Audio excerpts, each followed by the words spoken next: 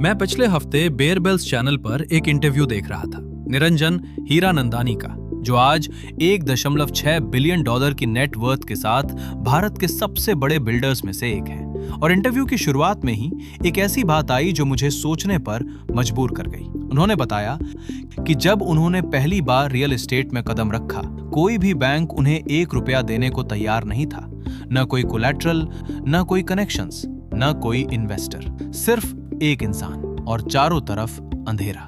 तो आज मैं इस इंटरव्यू को तोड़ के रख रहा हूं उन 5 माइंडसेट शिफ्ट्स पर जो एक ऐसी शुरुआत से अरबों का एम्पायर खड़ा करते हैं। और मैं यकीन दिलाता हूं, ये सिर्फ रियल एस्टेट की बात नहीं है, ये आपकी अपनी जिंदगी की बात है। चलते हैं 1970 का मुंबई। ये वो शहर था जहां कानून से ज्यादा स्मगलरों और अंडरवर्ल्ड डन्स का सिक्का चलता था। हाजी मस्तान जैसे नामों का राज था।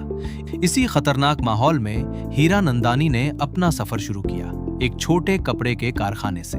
लेकिन तभी यूनियन ने एक ऐसा मुतालबा कर दिया जो सुनकर ही तकलीफ होती है। यूनियन ने एक ही दिन में तनख्वाहों में 100% इजाफे का मुतालबा कर दिया। 100%, मतलब एक ही रात में मेरा पूरा बिजनेस डबल कॉस्ट पर आ गया। कोई चॉइस नहीं थी, फैक्ट्री बंद और मजबूरी में रियल एस्टेट का रुख करना पड़ा। वो फील्ड जो उस वक्त पढ़े लिखे लोग छोड़ देते थे, क्योंकि उसमें गुंडागर्दी और अंडरवर्ल्ड का अमल दखल बहुत ज्यादा था। और जब बैंक ने पैसा देने से इनकार किया, उन्होंने क्या किया? हुंडियों पर पैसा उठाया। अंडरग्राउंड सिस्टम, महीना 2% सूद, यानी सालाना 24%। 24% सालाना, यह तो बिजनेस शुरू होने से पहले ही खत्म हो जाता है। बिल्कुल, लेकिन हीरानंदानी ने न रुके और आज वो बंदा 1.6 बिलियन डॉलर का एम्पायर चलाता है। तो क्या था उस इंसान में जो दूसरों में नहीं था? इंटरव्यू में 5 ऐसे लम्हे आए जिन्होंने मुझे सीधा अंदर तक हिला दिया। इंटरव्यू में जब होस्ट ने हीरानंदानी से पूछा कि उनकी सक्सेस का राज क्या है, तो उन्होंने एक ऐसा नाम लिया जो मैंने बिल्कुल एक्सपेक्ट नहीं किया था। Kobe Bryant. हाँ, basketball player, real estate tycoon, क्या कनेक्शन? मांबा मेंटालिटी का मतलब सिर्फ अंधाधुंध मेहनत करना नहीं है। मतलब है अपनी हर खामी का इंतहाई बारीक बीनी से तजज़िया करना और रोजाना सिर्फ 1% बेहतरी लाना।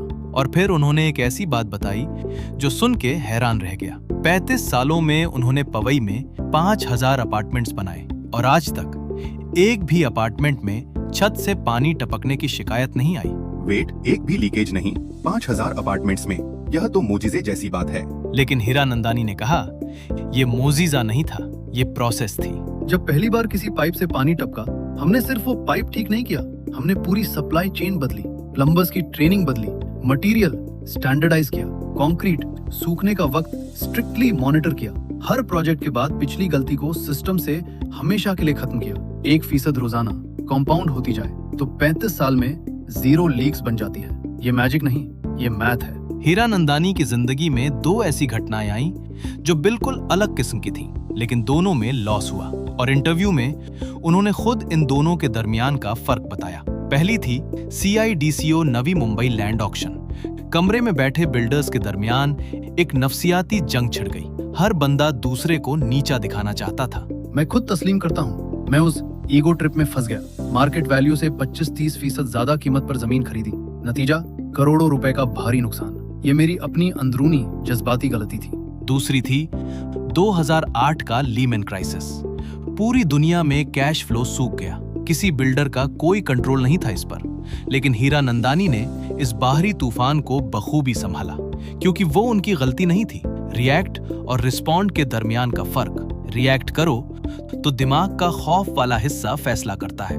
रिस्पॉन्ड करो तो आप हालात का तजज़िया करके अगला बेहतरीन कदम चुनते हो। उन्होंने एक ऐसी मिसाल दी जो मुझे हमेशा याद रहेगी। बाहरी तूफान जैसे लीमन क्राइसिस एक जहाज के कप्तान के कंट्रोल में नहीं। वो सिर्फ लाइफ बोट्स तैयार कर सकता है, लेकिन अपनी अना में आकर किसी दूसरे जहाज से रेस लगाने की जिद में अपने ही जहाज को चट्टान से टकराना वो कप्तान की अपनी जिम्मेदारी है। यानी सिडको ऑक्शन में आपने खुद अपना जहाज चट्टान से टकराया था। हाँ, और मैंने खुद तस्लीम किया। उदय कोटक जैसे फाइनेंशियल माहिरन के पास गया, अपनी बेवकूफी का एतराफ किया। यही ईगो को मारने का सबसे मौसर तरीका है। 52 साल की उम्र में हीरानंदानी ने डिसाइड किया अब रिटायर होंगे। सब कुछ तो हासिल हो गया था, पैसा, नाम, एम्पायर। और फिर कुछ ऐसा हुआ कि आज 74 साल की उम्र में वो 52 साल के मुकाबले में 5 गुना ज्यादा काम कर रहे हैं। क्यों? उन्होंने इंटरव्यू में एक ऐसी बात कही जो मेरे दिमाग में घुस कर बैठ गई। पैसा हवा की तरह है, एक कमरे में हवा ना हो तो इंसान तड़पता है। पूरी तवज्जो सिर्फ सांस लेने पर। करियर के शुरू में पैसा बिल्कुल ऐसा ही होता है, लेकिन एक बार कमरे में काफी हवा आ जाए, मजीद हवा के सिलेंडर्स जमा करने से कोई इजाफी खुशी नहीं मिलती। मतलब जब सर्वाइवल का मसला हल हो जाए तो सिर्फ पैसा इकट्ठा करना आपको सुबह बिस्तर से नहीं उठाता। पैसा मकसद नहीं, जरिया है। जब सर्वाइवल पूरी हो जाए तो कोई बड़ा मकसद चाहिए जो आपको जिंदा रखे। और हीरा नंदानी का मकसद क्या था? एक लड़की ने इंटरव्यू में रेफरेंस किया एक ऐसा जुमला जो उन्होंने सुना था और जो सुन के मेरे रोंगटे खड़े हो गए। एक आर्किटेक्चर कॉलेज की लड़की ने मुझसे कहा, लोग तारीख बनाते हैं लेकिन आपने पवई में ज्योग्राफिया बनाया है। ज्योग्राफिया एक सुनसान बंजर इलाके को एक जिंदा शहर में बदल दिया। यह तो वाकई रोंगटे खड़े कर देने वाली बात है। और यही उनका मकसद बन गया। सिर्फ इमारतें नहीं, ज्योग्राफिया बनाना, एक ऐसा निशान जो उनके जाने के बाद भी कायम रहे। इंटरव्यू में एक ऐसा वाकया आया जिसने हीरा नंदानी की पूरी बिजनेस फिलॉसफी बदल दी और मैं आपको वो वाकया सीधा सुनाता हूँ। एक कस्टमर उनके पास आया। 4 करोड़ रुपए का फ्लैट लिया था उसने और वो इंतहाई मायूस था। वो कस्टमर बोला, देखिए, जब मैं 4 लाख की मारुति कार लेता हूँ तो कंपनी वाले चाबियां मखमली डब्बे में देते हैं, चॉकलेट्स देते हैं, तालियां बजाते हैं, लेकिन आपने मुझसे 4 करोड़ रुपए लिए और बिना किसी एहसास के सादी सी 2 चाबियां मेरे हाथ पर रख दी। उफ, 4 करोड़ और सादी सी 2 चाबियां। यह तो सच में भयानक कस्टमर एक्सपीरियंस है। और हीरा नंदानी ने कहा, यह वाकया उन्हें अंदर तक झंझोड़ गया। बिल्डिंग फर्स्ट क्लास थी, क्वालिटी जबरदस्त थी, लेकिन कस्टमर का तजुर्बा जीरो। कामयाबी का असल पैमाना सिर्फ ईंट और पत्थर नहीं, वो एहसास है जो आप कस्टमर को डिलीवर करते हो। क्वालिटी ही सबसे बड़ी मार्केटिंग है। और उन्होंने एक और चीज कही जो बहुत गहरी थी। एतमाद ही वाहिद करेंसी है जो किसी बिजनेस को कोडैक कैमरा या एम्बेसडर कार की तरह तारीख का मतरूक हिस्सा बनने से बचाती है। टाटा ब्रांड 150 साल से क्यों कायम है? सिर्फ अपनी इखलाकियात की वजह से। इंटरव्यू में होस्ट ने वो सवाल पूछा जो आजकल हर यंग प्रोफेशनल के जहन में होता है, घर खरीदा जाए या किराए पर लिया जाए? हीरा नंदानी का जवाब बिल्कुल सीधा था, खरीदो। और वजह ये नहीं कि वो खुद प्रॉपर्टी बेचते हैं। हमारे यहाँ पश्चिम जैसी सोशल सिक्योरिटी नहीं है, कोई बेरोजगारी अलाउंस नहीं, कोई स्ट्रॉन्ग पेंशन नहीं। होम लोन की किश्त असल में एक फोर्स्ड सेविंग है, क्योंकि किराया तो वैसे भी देना ही है। और बुढ़ापे में जब काम करने की ताकत ना रहे, वो प्रॉपर्टी आपका सबसे बड़ा सहारा होगी।